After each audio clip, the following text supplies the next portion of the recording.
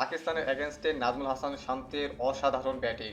বলতে গেলে ওডিয়া ফরম্যাটের মতো মনে হয়েছিল খেলেছে নাজমুল হাসান শান্ত। সেখানে ১৩০ বল ফেস করে ১০১ রান করেছেন। বলতে গেলে তার সেলিব্রেশনও ছিল দেখার মতো। কারণ হচ্ছে টেস্টের মধ্যে এমন ধারাবাহিক ব্যাটার নাজমুল হাসান শান্তর পর আর কাউকে দেখা যায়নি।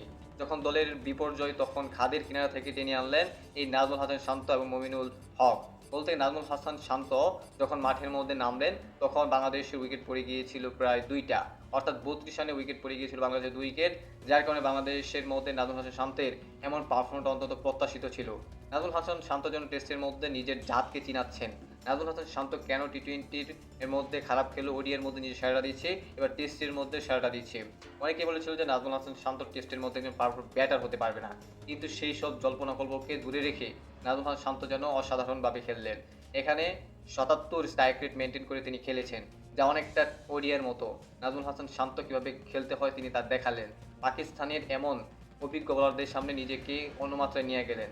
বলতে গেলে নাজমুল হাসান শান্তের লাস্ট ম্যাচগুলোর মধ্যে যদি আপনি দেখেন তাহলে অসাধারণ। আপনি তার 50 থেকে তার সেঞ্চুরির তুলনা বেশি। কারণ তিনি টেস্টের মধ্যে মাত্র 50 করেছেন 5টা, আর অপরদিকে নাজমুল হাসান শান্ত সেঞ্চুরি করেছেন 9টা।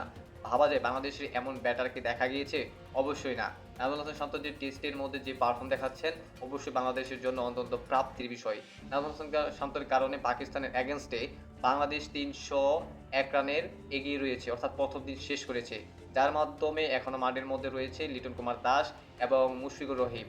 বলতে গেলে এখন পর্যন্ত 4টা উইকেট পড়ছে প্রথম সেশনের মধ্যে, অর্থাৎ প্রথম দিনের মধ্যে।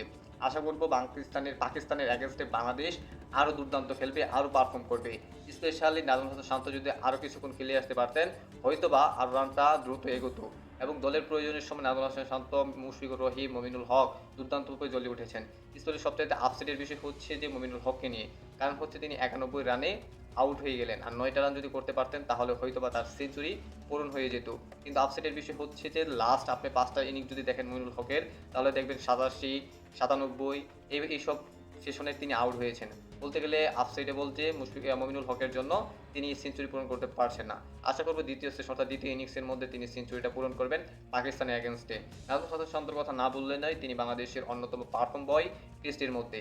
আশা করব দ্বিতীয় ইনিংসের মধ্যেও তিনি এভাবে সেঞ্চুরি তুলে নেবেন এবং বাংলাদেশের পাকিস্তান এগেনস্টে প্রথম দিন সেশন যেভাবে শেষ করছে, দ্বিতীয় সেশনের মধ্যে যেন ভালো করে, অর্থাৎ দ্বিতীয় দিনের ম্যাচের মধ্যেও যেন ভালো করে সেই প্রত্যাশা ভক্তদের। আশা করব বাংলাদেশের প্লেয়াররা হতাশা করবে না বাংলাদেশের ভক্তদেরকে। বলতে গেলে অসাধারণ খেলছে। কংগ্রেচুলেশন।